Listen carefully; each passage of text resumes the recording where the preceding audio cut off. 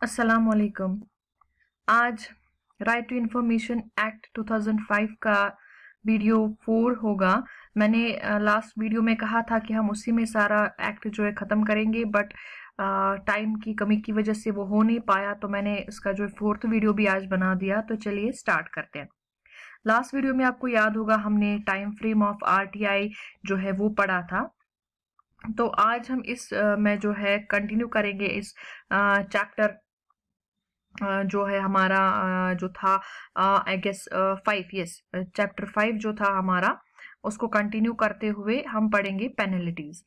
तो पेनल्टीज जो है वो क्या है कि जैसे मैंने आपको बताया, स्टेट इंफॉर्मेशन कमीशन या सेंट्रल इंफॉर्मेशन कमीशन जो है वो जस्ट लाइक कोर्ट की तरह होती है और उनके पास सिविल कोर्ट की तरह पावर्स भी वेस्टेड है। ठीक है, तो उनके पास जो है ये अथॉरिटी होती है कि अगर उन्हें लगे कि जो भी डिपार्टमेंट है या जो भी पब्लिक अथॉरिटी है उसने एक एप्लीकेंट को इंफॉर्मेशन प्रोवाइड नहीं की है या उसे जो है रिजेक्ट किया है गलत तरीके से या मिसलीडिंग तरीके से किया है, यानी कि उसे जो है ये प्रूव हो जाए कि इंफॉर्मेशन जो है वो नहीं दी गई थी या करेक्ट नहीं दी गई थी, इनकम्प्लीट दी गई थी, मिसलीडिंग दी गई थी किसी भी तरीके से, तो वो क्या करते हैं काम, वो उस डिपार्टमेंट पे यानी उस पब्लिक अथॉरिटी पे फाइन इम्पोज कर देते हैं। ठीक है, in the form of penalty.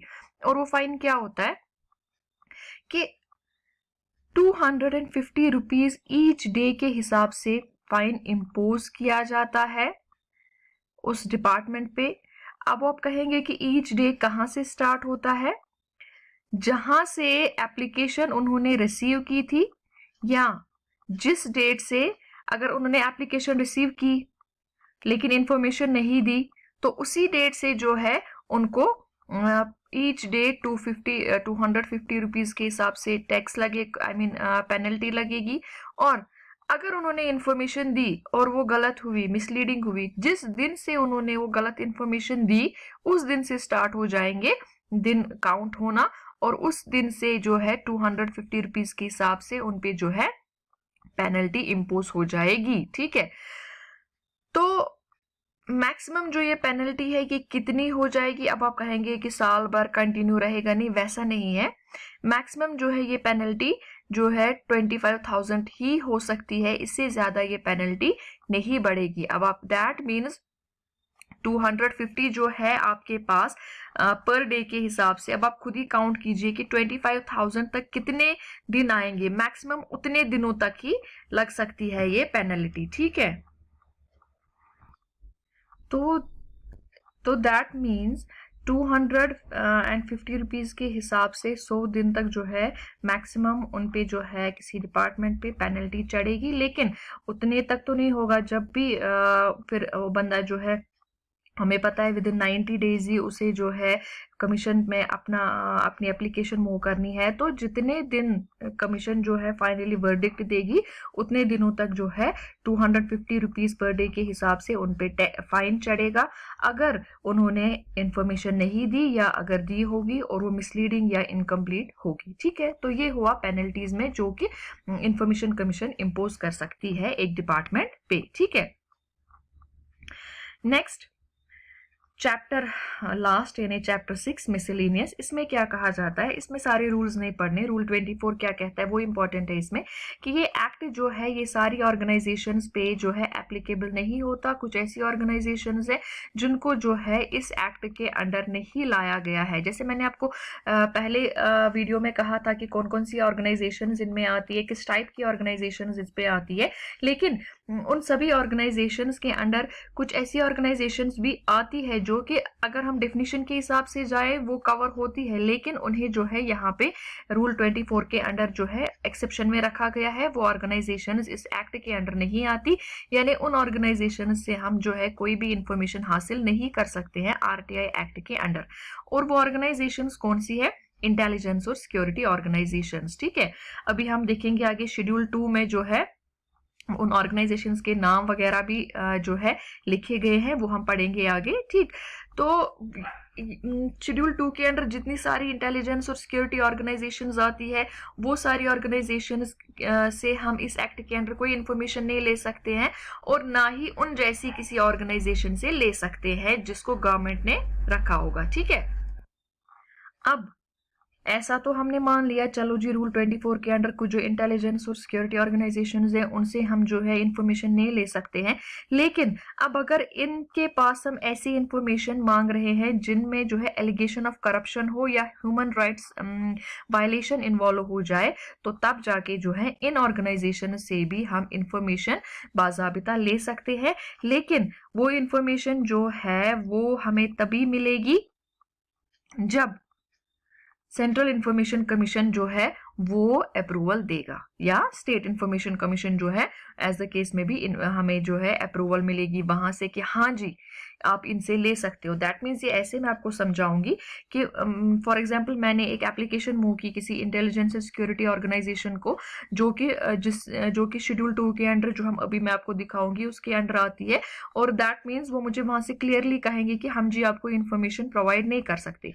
तो उसके बाद मैं अपील मूव करूंगी, उसके बाद भी मुझे यही बोला जाएगा कि इंफॉर्मेशन प्रोवाइड नहीं कर सकते। लेकिन अगर वो इंफॉर्मेशन जो है एलिगेशंस ऑफ करप्शन या ह्यूमन राइट्स वायलेशन की हुई, तो तब इन ऑर्गेनाइजेशंस को वो इंफॉर्मेशन मुझे देनी ही देनी है। लेकिन अगर ये मुझे नहीं दे रहे हो तो फाइनली मैं कहाँ जाऊंगी, मैं जाऊंगी इंफॉर्मेशन कमीशन। तो इंफॉर्मेशन कमीशन में जब ये प्रूव हो जाएगा कि ये जो मैं इंफॉर्मेशन मांग रही हूँ, ये इंफॉर्मेशन जो है वो allegation of corruption and human rights violation के अंडर आ रही है, तो ओनली आफ्टर देन जब सेंट्रल इंफॉर्मेशन कमीशन अप्रूवल देगी कि हाँ जी ये जी प्रूव हो गया कि एलिगेशंस ऑफ करप्शन और ह्यूमन राइट्स वायलेशंस जो है इन्वॉल्व हो रही है, तो तब जाके जो है इंटेलिजेंस और सिक्योरिटी ऑर्गेनाइजेशंस मुझे इंफॉर्मेशन दे सकती है, और उन्हें जो है 45 डेज के अंडर मुझे वो इंफॉर्मेशन प्रोवाइड करनी है। ठीक है, तो वो कौन कौन सी इंटेलिजेंस और सिक्योरिटी ऑर्गेनाइजेशन एज पर schedule 2, intelligence bureau, research and analysis wing of cabinet secretariat, directorate of revenue intelligence, central economic intelligence bureau, directorate of enforcement, narcotics control bureau, aviation research centre, special frontier service, border security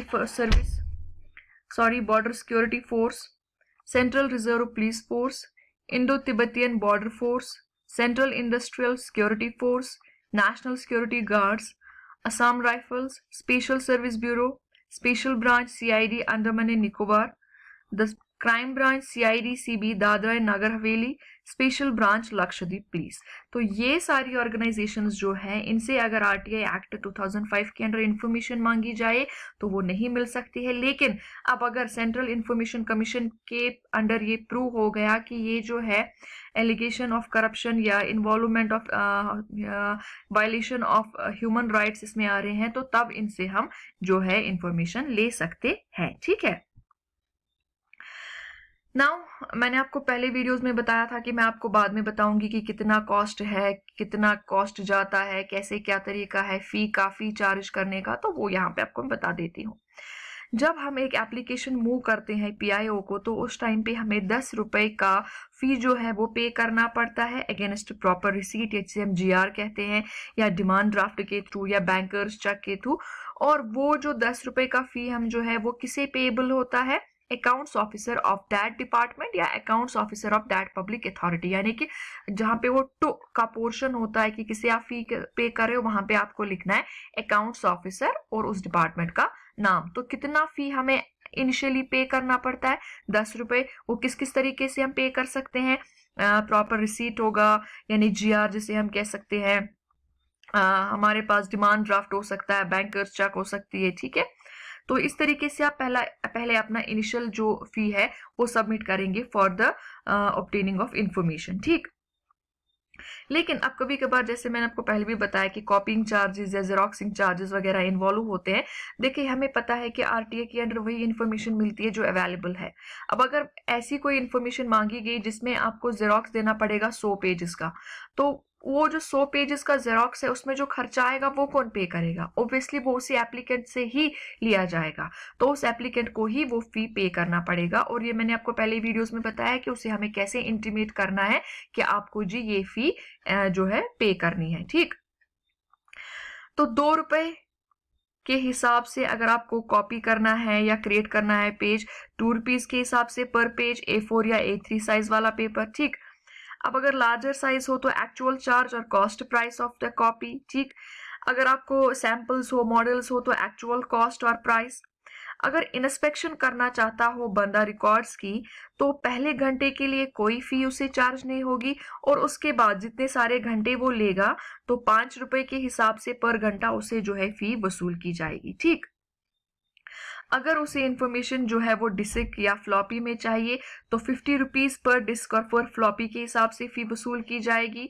अगर उसे information जो है वो किसी publication के form में चाहिए तो क्या करेंगे, जो एक्चुअल प्राइस फिक्स्ड होगा उस पब्लिकेशन के लिए वो वसूल किया जाएगा। दैट मीन्स बुक वगैरह अगर वो मांग रहा है, या ₹2 पर page of photocopy of that extract that publication, उससे जो है वसूल किया जाएगा। ठीक, तो अगर अब क्या हो गया कि कभी कभार फी जो है, जो मैंने यहाँ पे प्रेस्क्राइब किए A to F, यहाँ पे आपको जो बताई मैंने ये जो मैंने आपको A से लेकर के F तक बताई आपको कितनी फी है, अगर इससे ज्यादा फी जो है वो लगती है और इससे ज्यादा फी स्पेसिफाई की गई होगी under rules from time to time, तो उस टाइम पे वो under that rule, under those rules, अब वही हायर फी जो है वो उसे लेंगे। दैट मीन्स यहाँ पे लिखा गया है 2 rupees for each page in case of A4। अगर कल को जो है रूल में चेंज आया, इसको 3 रुपीज कर दिया गया, तो उस टाइम पे आप 3 रुपीज ही लेंगे।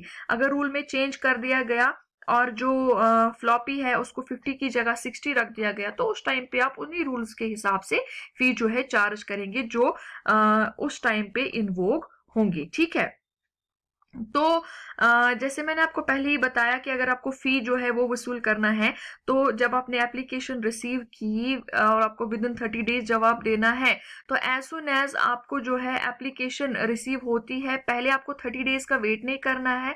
आपको एज सुन एज आपने एप्लीकेशन रिसीव की तभी आपको कोशिश करना है जवाब देने की। लेकिन अगर आपको एडिशनल चार्जेस की जरूरत पड़ती है, ठीक है, जो मैंने यहाँ पे दिखाए हैं एडिशनल चार्जेस जहाँ पे एप्लीकेबल होते हैं, तो आपको जो है इसको एप्लीकेंट को एक प्रॉपरली लेटर के थ्रू इंटीमेट करना है कि उसे जी एडिशनल चार्जेस देने पड़ेंगे। तो फिर जो वो टाइम लगता है जब उसको आप वो लेटर भेजते हो अप टू वो जब तक वो पेमेंट आपको देगा, तो वो टाइम जो है एक्सक्लूड हो जाता है 30 डेज में, यानी वो 30 डेज में काउंट नहीं होता। मे बी अगर एप्लीकेंट जो है वो 2 महीनों के बाद आपके पास आ जाता है फी पे करने, या उसने काफी लेट ली होगी वो लेटर, तो उस हिसाब से जो है आप 2 महीने तो नहीं कर सकते हो काउंट इसमें। तो वो जो पीरियड होता है from the date of dispatch of that letter regarding charges to the receipt of charges, वो डेज जो है वो एक्सक्लूड होते हैं 30 डेज में। ठीक है, तो विद दिस हमारा जो RTI एक्ट 2005 है ये कंक्लूड होता है, ये खत्म हो रहा है। मैंने कोशिश की थी लास्ट लेक्चर में ही लेकिन नहीं हो पाया, काफी इंपॉर्टेंट थे ये सब चीजें भी जो आज के लेक्चर में हुई। आई होप आपको समझ आया होगा।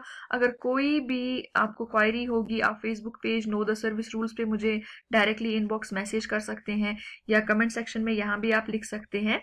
और आई रिक्वेस्ट यू अगेन, अगर आपने अभी तक चैनल को सब्सक्राइब नहीं किया है तो प्लीज सब्सक्राइब कीजिए ताकि आपको हर वीडियो की अपडेट मिलती रहे, और वीडियो को ज्यादा से ज्यादा शेयर करें ताकि सारे मिनिस्ट्रियल स्टाफ जो भी हैं उन तक ये कंटेंट पहुंच जाए और उन्हें फायदा मिले। Thank you very much.